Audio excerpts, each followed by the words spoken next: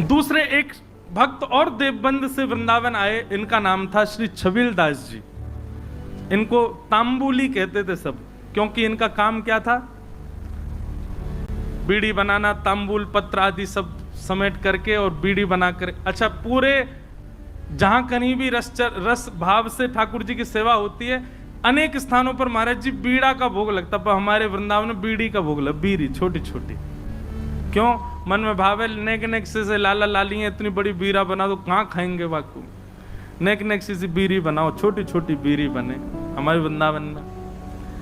नंदगांव जाओ और कहीं जाओ, इतने बड़े बड़े बीड़ा रहे, बीड़ा बीड़ी समझ रहे हैं ना, कैसे कहें बाबा जा, ये नहीं है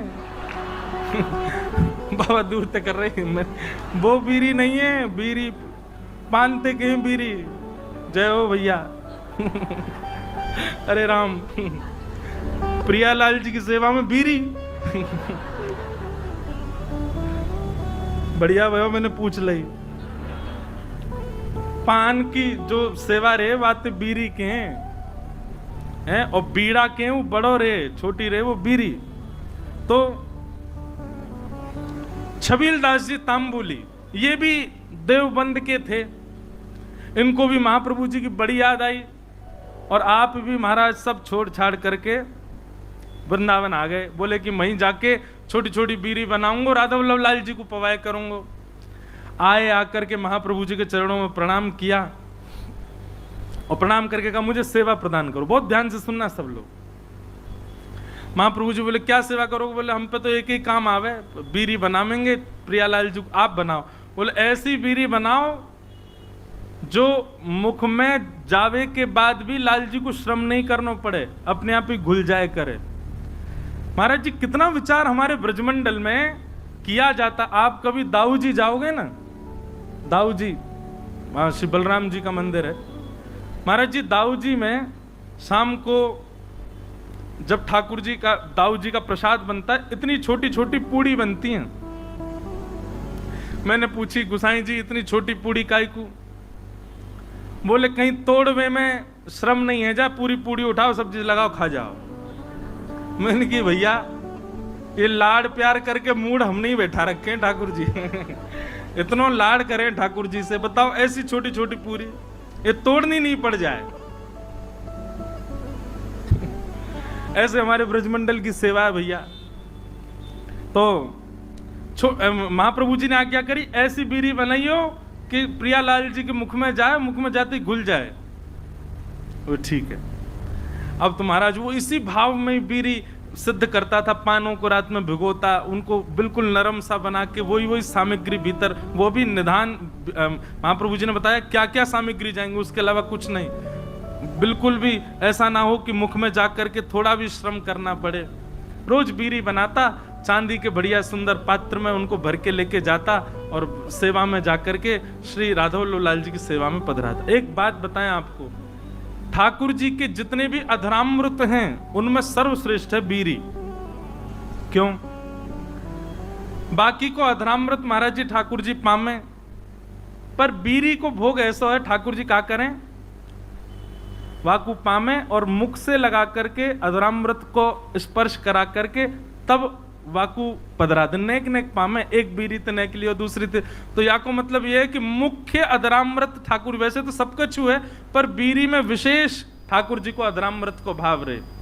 हमारे नाथ द्वार में भी महाराज जी, श्रीनाथ जी कितना बीड़ी भोग लगाते हैं, 100-150 पान रोज पाते होंगे। बताओ महाराज, हर प्रसादी के बाद में। और जैसे भोग की थाली होती है, भोग की थाली ठाकुर जी के सामने पधरा दी जाती है। ठाकुर जी इसमें हम पाएंगे या किशोरी जी पवाएंगे या ठाकुर जी किशोरी, हम लोग बाहर आ जाते हैं पर्दा करके। पर बीड़ी का तो नियम है कि बीड़ी आपको लेके ठाकुर जी के अधर से छुवानी ही पड़ेगी। तो मूल रूप से अधरामृत का स्पर्श बीड़ी को प्राप्त होता है, इसलिए बीड़ी प्रसाद प्राप्त हो तो समझ जाइयो अधरामृत ही है ठाकुर जी को। और बीड़ी की सेवा जाकू है सके करो, लाल जी को बड़ी प्रिय मुखवास। तो ये छबील दास जी तांबुली आए और इनने बीड़ी की सेवा प्रारंभ करी। ठाकुर जी के लिए बढ़िया बीरी बनाते, चांदी के पात्र में ले जाके पधरा देते। महाप्रभु जी ने एक दिन बीरी को प्रसाद ठाकुर जी को पधरा करके, और जब अधरामृत है गयो, प्रसादी है गई, स्वयं पाए, बड़ा आनंद आया। महाप्रभु जी को लगे कि हाँ, ठाकुर जी के योग्य सामग्री बननी है। एक दिन बड़े प्रसन्न थे महाप्रभु जी, तो विराज रहे थे, सब सेवक गण चारों ओर बैठे थे। अत्यंत प्रसन्न श्री हितरवंश महाप्रभु सबसे बोले, कछु मांगो भाई, तुम्हें कहा चाहिए। आज मैं इतना प्रसन्न हूं, आज प्रियालाल जी को ऐसा दर्शन भयो है, इतनो आनंद मन में उमड़ रहे हो कि मन एरो जो मांगोगे सो दूंगो, बताओ क्या चाहिए। चरण दबा रहे थे छबीलदास जी तांबुली, कोई हाथ दबा रहे हैं, सब सेवा कर रहे हैं। हाँ भाई तांबुली छबीलदास, तू बता क्या चाहिए। तेरी बीरी पाई, बहुत बहुत स्वाद, और बिल्कुल ऐसा लग रहा हो कि हाँ प्रियालाल जी को सुख मिलता होगा, बता क्या चाहिए। हाँ, छबीलदास तांबुली चरण दबाते दबाते बोले, जो मांगूंगा सो दोगे। महाप्रभु जी बोले, क्या चाहिए बता, आज्ञा कर।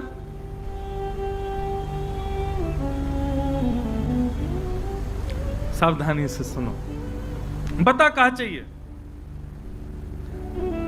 तो छबीलदास तांबुली कह रहा है, बोले कि जय जय, हमें ऐसा अनुभव भयो, हमने ऐसी सुनी है कि श्री राधा वल्लभ जी आपसे बात करें, आपके संग बैठे, आपको हाथ पकड़ लें, आपकी गोद में बैठ जाएं कूद के।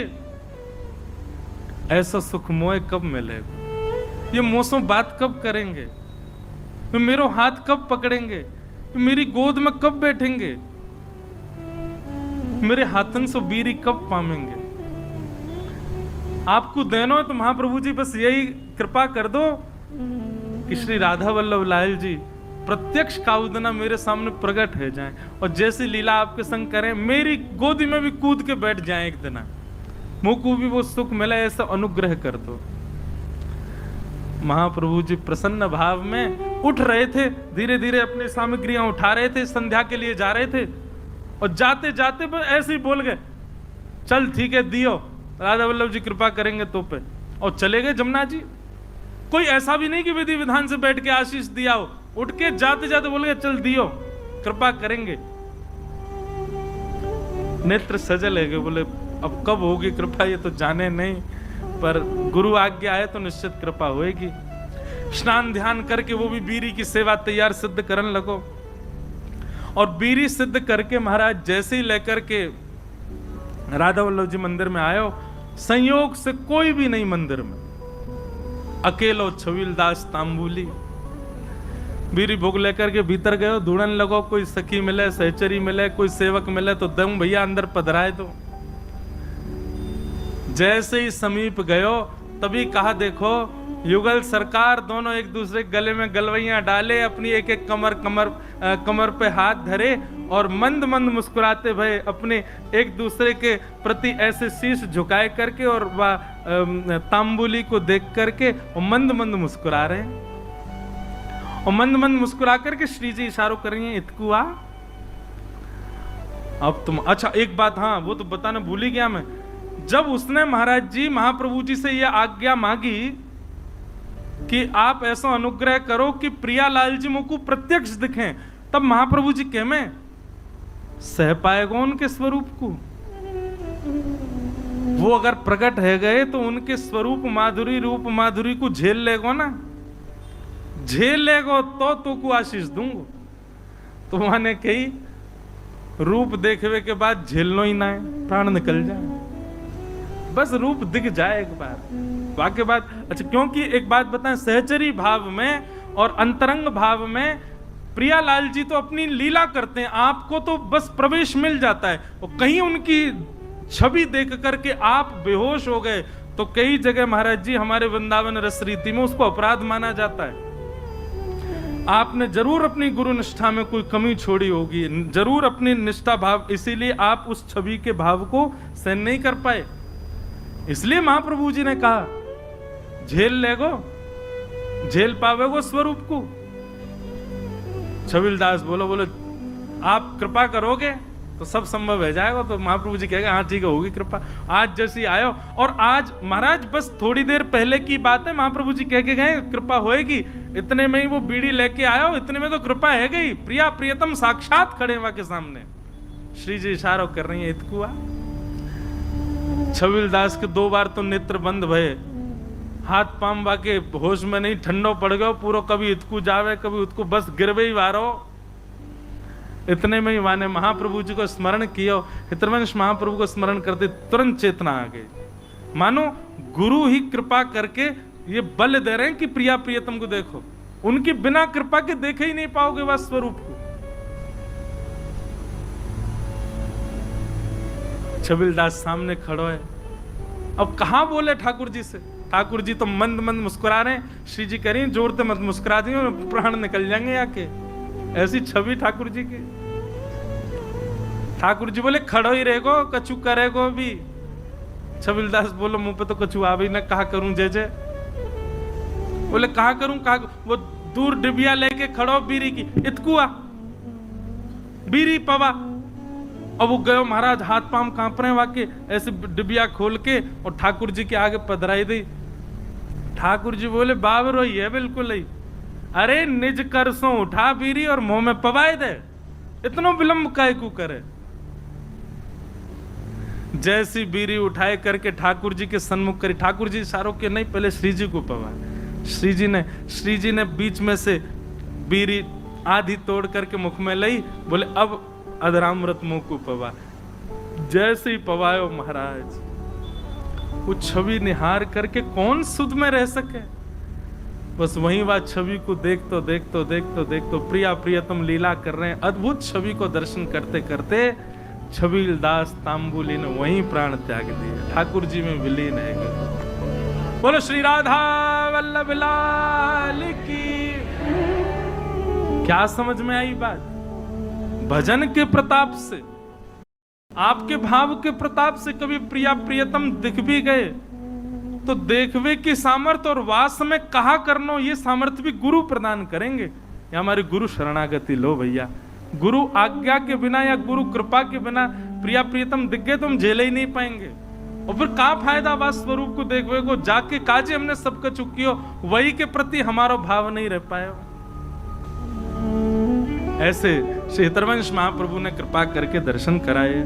जय जय राधा वल्लभ हित हरिवंश, जय जय राधा वल्लभ हित हरिवंश, जय जय राधा वल्लभ हित हरिवंश, जय जय राधा वल्लभ हित हरिवंश, जय जय राधा वल्लभ प्यारो हरिवंश, जय जय राधा वल्लभ प्यारो हरिवंश, जय जय राधा वल्लभ प्यारो हरिवंश, जय राधा वल्लभ प्यारो हरिवंश, जय जय श्री वृंदावन श्री वनचंद्र, जय जय श्री वृंदावन श्री वनचंद्र, जय जय राधा